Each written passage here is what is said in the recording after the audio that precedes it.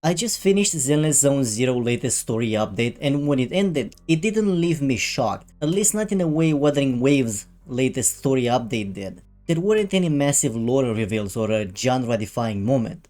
What I felt instead was something quieter. Satisfaction. ZZZ has always been good at knowing what it is, and this update is a really strong reminder of that. It doesn't try to build an endlessly expanding mythology, and it doesn't chase scale just for the sake of it. It tells smaller, more grounded stories, and it actually commits to them. That's what I want to talk about here.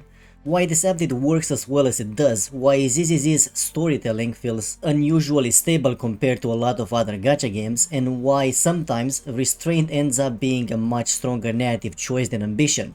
I'll touch on Genshin Impact and Honkai Star Rail a bit, not to rank them or turn this into a comparison video, but just to give some context for why ZZZ feels different to me. And towards the end, I also want to address the recent discourse around ZZZ's new characters, specifically the way their design has been talked about online, and why I think that conversation completely misses what this update is actually doing. But first, let's talk about the story itself and why this update feels so confident in what it's trying to be. What stood out to me about this update isn't that it did something radically new, it's that it did exactly what Zenless Zone Zero has always done well, just with a bit more confidence. This update didn't feel like a turning point, it felt like a reminder. A reminder of why, out of all Hoyo games I've played, ZZZ constantly ends up being my favorite from a storytelling perspective. And because I know some people are gonna mention it in the comments, no, I did not play Honkai the Third enough to give my opinion on it, so it's only those 3 games from Hoyo for me. Let's take the Angels of Delusion storyline itself. On paper, it's not a huge shakeup. There are no universe-defying revelations, no massive lore dumps, no moment where the entire direction of the game suddenly changes. Instead, the focus stays tight. The story introduces a new group of characters, gives them space to exist, and lets you understand who they are through small, grounded conflicts, how they operate, how they clash, and how they fit into the world. At the same time, it quietly threads in the presence of a larger antagonist, not as a dramatic centerpiece, but as something looming in the background. And that balance is exactly the point. This update manages to do 2 things at once. It tells a contained, very human story with personal stakes, and it still adds just enough information to the larger ZZZ narrative to matter. Nothing feels rushed, nothing feels inflated. The story never pretends it's more important than it is, and because of that, it actually works. That's been ZZZ's strength from the start. It doesn't try to impress you with scale. It earns your attention by staying within its limits.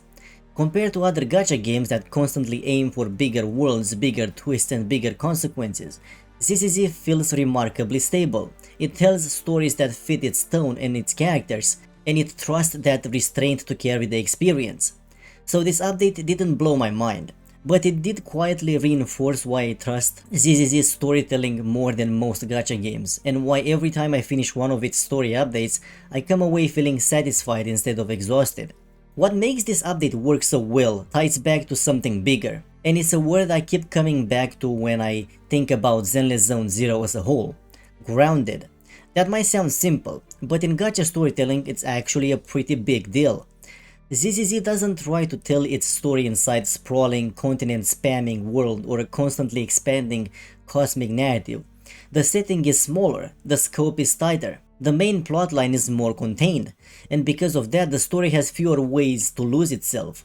If you look at games like Genshin Impact or Honkai Star Rail, a lot of their ambition comes from scale, huge worlds, constantly expanding lore, new regions that introduce entire cultures, histories and power structures all at once. That ambition can be impressive, but it also creates problems. When the world gets too big, the story starts leaning on the setting to do the heavy lifting. Characters rotate in and out, plotlines stretch across years, questions are raised with no clear sense of when or if they'll be answered. ZZZ avoids that trap almost entirely. Because the world is smaller and more self-contained, the story doesn't have to keep deferring its emotional payoffs. Characters can be developed now, not promised for later. Conflicts can unfold and resolve without being swallowed by lore. And just as importantly, ZZZ keeps its promise. The kind of story it presents at the beginning is the kind of story it's still telling now. That's something a lot of gacha games struggle with. In Genshin, the story opens as a personal journey, a protagonist searching for their sibling, but fairly quickly, that threats become secondary to the world itself. The narrative shifts focus and the original promise fades into the background. Star Rail has a similar issue, just in a different shape. It starts as a sci-fi adventure centered on the crew and the protagonist's journey, but the region-to-region structure ends up fragmenting that focus.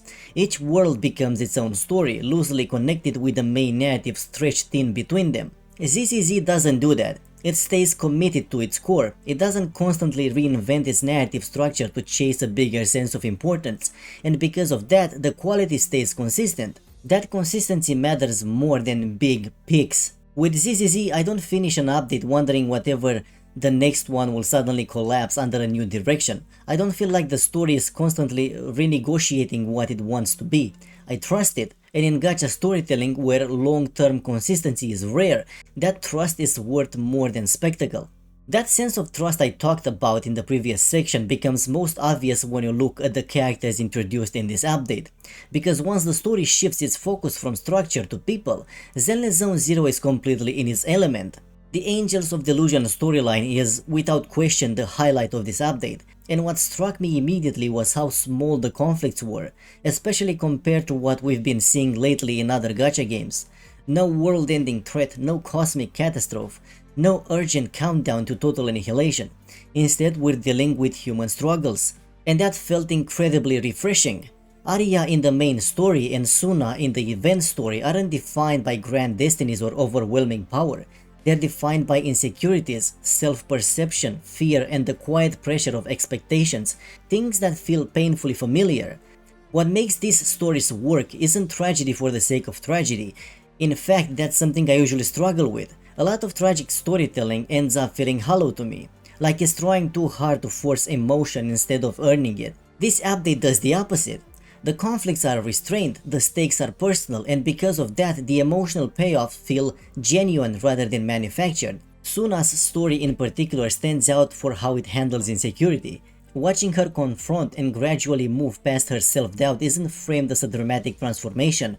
It's slow, awkward, and deeply human. By the end, her growth feels earned, not declared. Arya's arc does something similar. Her story isn't about changing who she is, but about accepting herself as she is. There's no external force demanding that resolution, just an internal reckoning that the story allows space to breathe. And that's the key. These characters aren't pushed towards their conclusion by spectacle. They're allowed to arrive there naturally. There aren't massive consequences attached to their struggles, and that's exactly why they land so hard. The story trusts that emotional truth is enough to carry engagement on its own, and it's right. In a genre that often equates importance with scale, seeing a gacha game commit this fully to grounded, character-driven storytelling feels rare. And honestly, it's one of the strongest arguments for why Zenless Zone Zero approach works as well as it does. Before wrapping this up, there's one thing I want to briefly address. Not because it defines this update, but because it's been hard to avoid.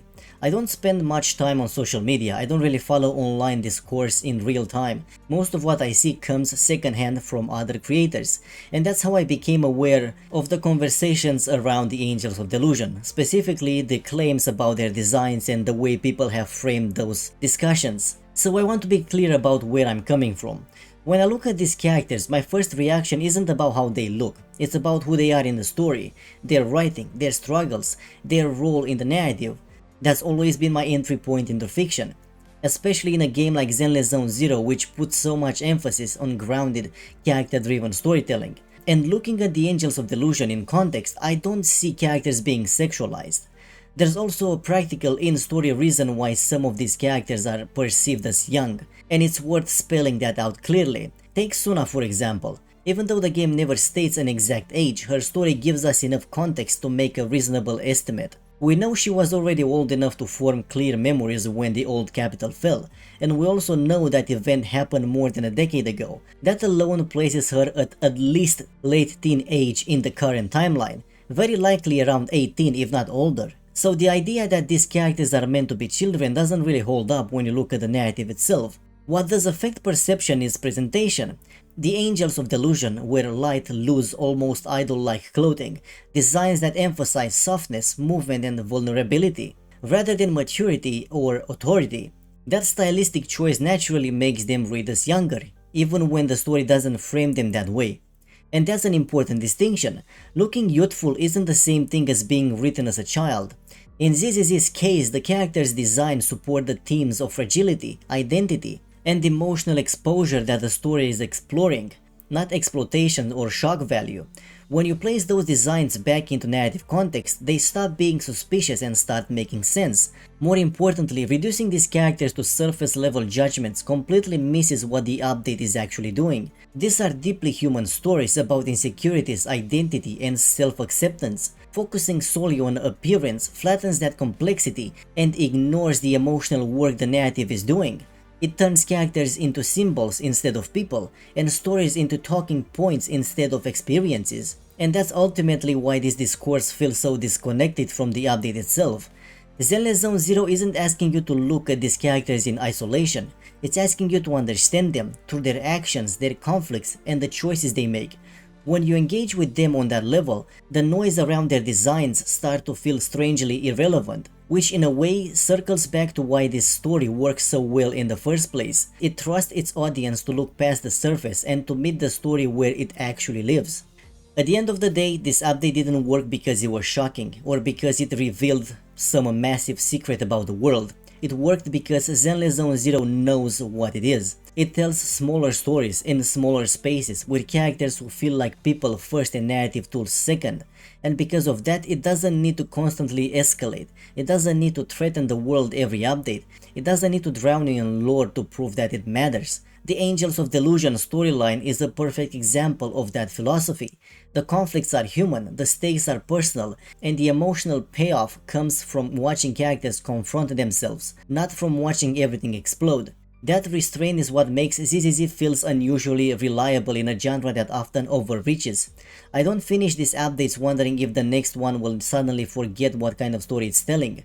I don't feel like the narrative is drifting away from its own premise. There's a consistency here that makes the experience feel grounded, even when the world itself is strange or stylized. And that's why for me, ZZZ continues to stand out not as the loudest gacha stories or the most ambitious one, but the one that understands the value of focus. If you care about character-driven storytelling, if you prefer emotional weight over constant escalation, and if you appreciate stories that know when not to go bigger, this update is a great reminder of why ZZZ works as well as it does. As always, I love to hear what you thought about the story, especially if you came away feeling differently than I did. And if you're interested in more narrative-focused breakdowns like this, feel free to stick around. Like the video and subscribe if you enjoyed it. Thanks for watching, and I'll see you in the next one.